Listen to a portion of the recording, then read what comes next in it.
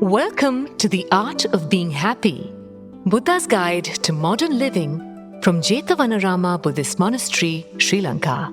This intriguing talk series brings timeless Buddhist wisdom to help you navigate life's challenges through simple, practical insights.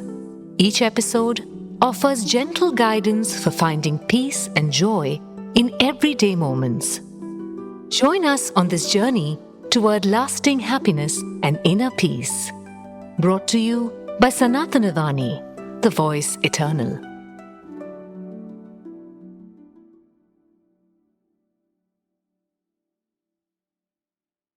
How much did you pay for your mother's love? How much? If you had to pay, how much would you have to pay? For a mother's love? Would you be able to afford it?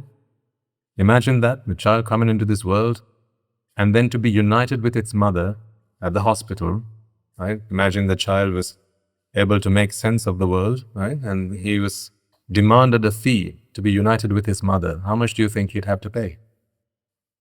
Because it's not just the nourishment, just the protection that he gets. A mother is someone who cares about her child selflessly. She is willing to give herself up entirely, saving nothing for herself. You all have a mother, and so you know what I talk about. You know how much your mother dedicated her life to you, and perhaps to thus. That is why we call her mother. What happens when your mother needs a refuge? What happens when Superman needs a superhero? What happens when Superman needs saving? Now there are superheroes, right? We grew up learning about Superman and Batman and Spider-Man. But what happens when they need a hero? What happens when Superman gets angry and he has no control over them? A man who is angry is a man who has lost control of himself. What hope can we have of him having any reign or control over somebody else? It's so funny, isn't it, how when sometimes people get bothered, annoyed by somebody else, they point their finger at them and go, "Don't say that to me. Don't talk like that to me. Mind your language. How dare you do something like that? I don't like it when you do like that. Don't do like that again. Please don't say like that again." Annoyed. In other words, what they're saying is, please control yourself. Ironical, is it not? So why don't you control getting upset over it? When you're asking someone else to control their words, their speech, their actions, how about you take some of your own medicine? Why don't you just control yourself and not be angry about it, not be bothered by it? Easier said, but then that doesn't stop people saying it, does it? See, we are here to learn to tame ourselves, not anybody else. We go to school to learn how to tame others.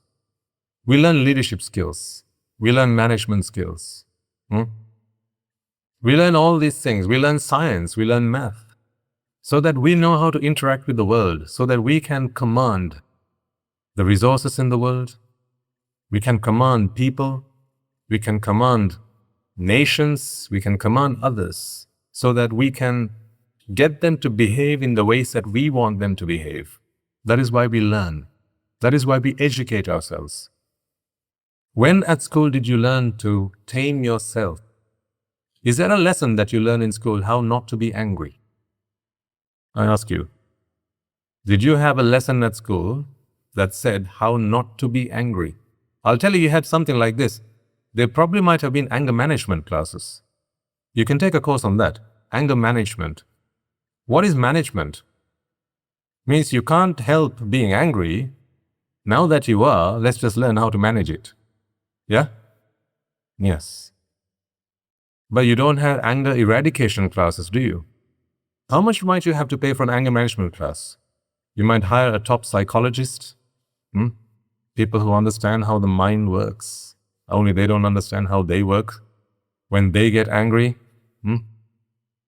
Don't you feel you're vulnerable in the presence of someone who annoys you? Does that not bother you? You are bothered by the person who bothers you. My question is, does it not bother you that you are bothered?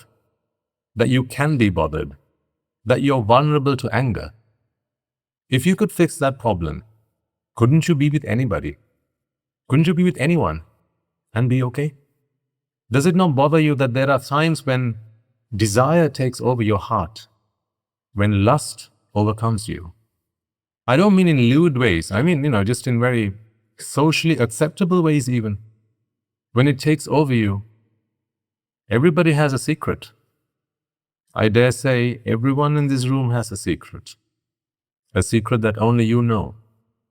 It's a secret that your mother doesn't know, a secret that your father doesn't know, a secret that your brother doesn't know, a secret that not even your wife knows, perhaps not even your husband knows.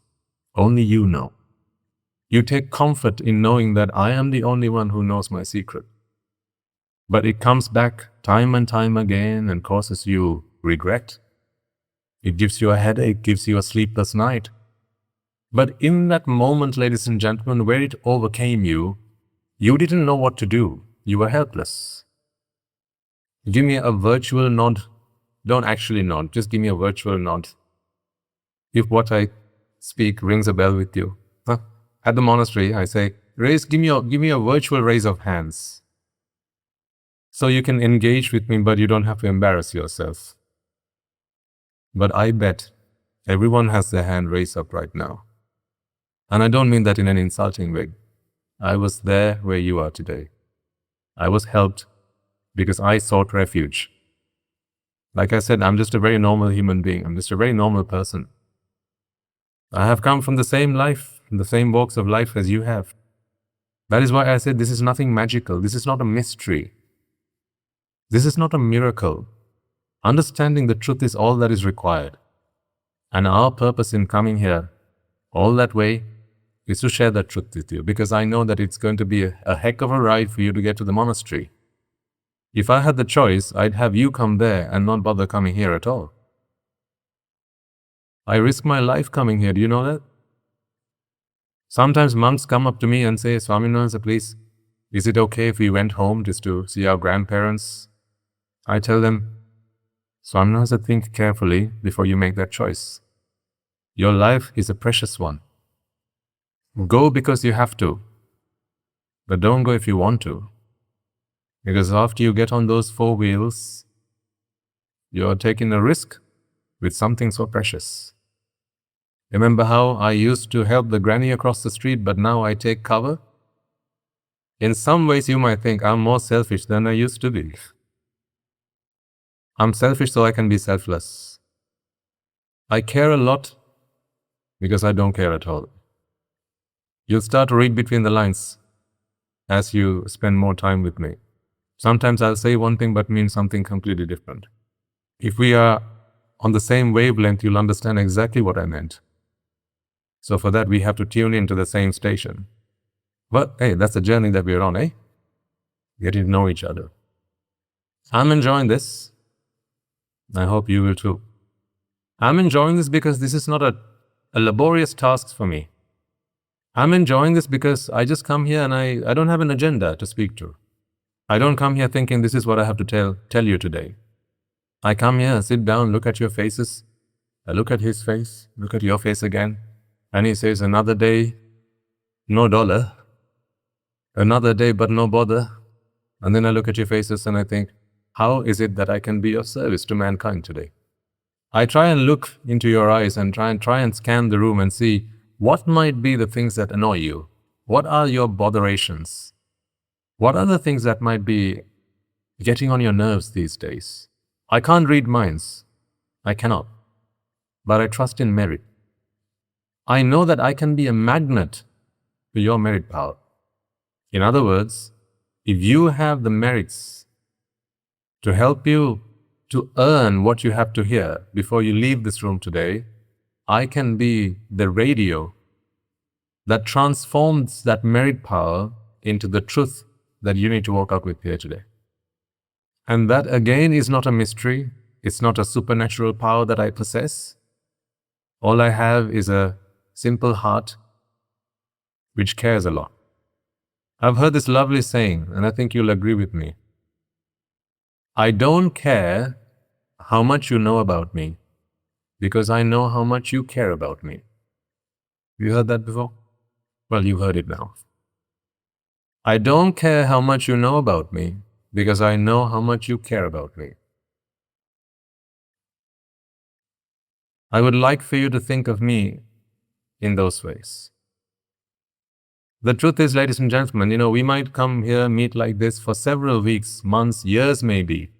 There are those who come to the monastery and they've been coming for God knows how long. I don't even know their names. I don't know where they come from. Sometimes people come and sit together, sometimes people sit apart. One week I think, oh, they must be husband and wife. The next week they don't look eye to eye. Then I think they have to be husband and wife. Sometimes they come with the young ones, they sit next to them. The other days they sit far away from them. So I think they must be family. Because I know what family life is like. There are good days and even better days, huh? Under the skin, we are all the same. All these differences that we see are just very superficial differences. Everyone suffers the same. Everyone grieves the same way. Everyone cries the same way when they are down. Everyone likes to smile. Everyone likes to be happy. They're all the same. Whether you're a king or a beggar, whether you're a rich man or a poor one, whether you're black or white, man or woman. As I said last week to you, you see a Swami Vahanse here, I don't see you there. All I see is an ailing mind that can be helped because you're here today. You have come here with a body that you have to carry around with you. You got no choice about it, and you can be in that until you pay your rent. Agree or not? Stop paying rent for 3 days and see what happens. What is the rent that you pay? Some of it you put in through your nose. That has to be paid almost every second, every couple of seconds. The rest of it you put in through your mouth. And the longest you can go without paying rent is how long? 2-3 days at most? Yeah? If you pass a week by without paying rent, what happens? Out and stay out. But despite all that effort that you have to make to carry this burden around with you, I'll call it a burden in my words. You might think, oh, this is a luxury, Swami Vahansa. Fair enough. We'll carry on. We'll find out soon enough. Let time do its thing. And then you will begin to realize there are already those among you in the audience who I can see are beginning to understand. It does not treat me like it did in my youth. After all these years, I have painstakingly fed it, sheltered it, tended to it, fixed it when it broke, stood it up when it fell down, and rested it when it was tired. Is this how you treat me? There's plenty of evidence already in the room. I want to help you free yourselves from that.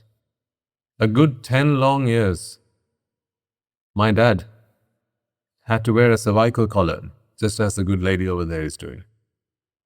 I know how that feels like. I know the pain that he was in. I know how when it became unbearable, in no uncertain terms, he made it known to the rest of us at home that the pain was unbearable. And those days, I didn't know what to do to help him. I thought very soon I'm going to become a medical doctor and then I'm going to find out how to help every man and woman. Initially, I thought I want to become a cardiologist. Then I thought, but it's not just the heart that people have problems with. They have problems with their nerves and their brain, so I want to be a neurologist as well. And then I realized people also have problems with their ears, nose, and tongues. And then I thought, well, throat. So I said, I want to become an ENT surgeon. All together. And then I realized there was this discipline called being a physician, where a general physician, you'd know about all of it, but not enough about all of it. So that wasn't enough either. I was heartbroken. There are so many people suffering out there. How come I can't lift myself up? How come I can't learn enough to help all of them? Only I could. I'd just chosen the wrong path. I don't want to see that lady suffering like that. So thank you for coming, madam, so I can look after you. Despite your situation, you've decided to come here today. Wow. Hats off to you. because she could have easily chosen not to come in today. How foolish that might have been. Because here, I want to share with you how you can be free from it for good. I'm not against enjoying life. I encourage you to do so. Heck, I have more fun than you do. I have more fun in one day than you do in a whole year. Would you believe me? No, right? Wait and see. When you begin to realize how much fun Swamin Wahanse has in one day, you'll come begging for it. Just wait for the magic to happen. There's no rush. There's no rush. I'm a very greedy person. I'm greedy for happiness. I used to be happy indulging myself sensually. But I just couldn't get enough. You know, they say contentment is bliss. I said, to heck with that. I want more. I want more pleasure. I want more happiness. So I shared my part of my story with you last week. I went around the world seeing things, listening to things, enjoying things, tasting things, delighting myself in things. And I thought, is this all? Can't we have more? Some of the pleasures which you have come to accept and be content with, I wasn't. I looked up the richest man in the world, whoever he was at that time.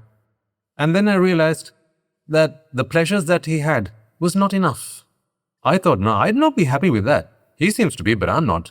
I want more. See, I'm very greedy.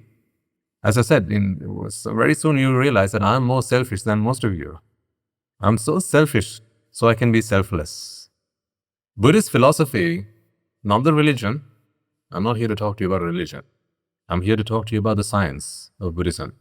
What the Buddha realized under the tree. Not what he did from then on, setting up the Sanathana and so on. We can worry about that later. I said, let's not come here for the religion. Let's come here for the philosophy. Once you get the philosophy, then you're not here because of anybody else. You're here because of you. It's not fun wearing a mask, is it? How about when you have to apply balm on your back, on your knees, and you struggle turning on the bed? Have you not had that day yet? I say yet, in block capitals, yet. No, it's coming to all of you, coming to all of us, myself included.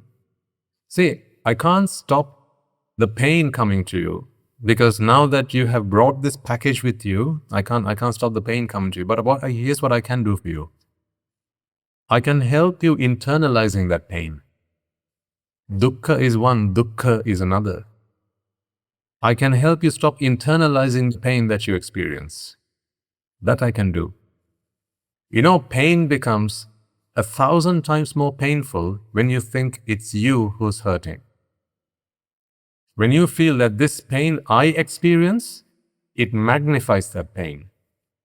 The day will come soon enough, ladies and gentlemen, if you come here religiously, pardon the pun, if you come here regularly and allow me to help you realize that all you experience is a pain. It's not your pain. But right now, the feelings that you experience are yours, or at least you feel that way. When you're happy, you feel you're happy, right? I'm happy. Today, perhaps you'll struggle to understand if I said these words out loud to you. It's not that you are happy. Happiness has happened. I'm going much further than I hoped I would. I'm giving you a taste of what's yet to come. And this is like any journey, right? One step at a time, but I'm giving you what else you will be able to hear in the future, just to keep you interested. Thank you for joining us on The Art of Being Happy from Jethavanarama Buddhist Monastery. May today's wisdom bring you peace and joy in your daily life. We'd love to hear how these talks have touched your life. Share your experiences with us on +91 6361 803371. Until next time, may you find happiness in each present moment. Brought to you by Sanathana Vani, the voice eternal.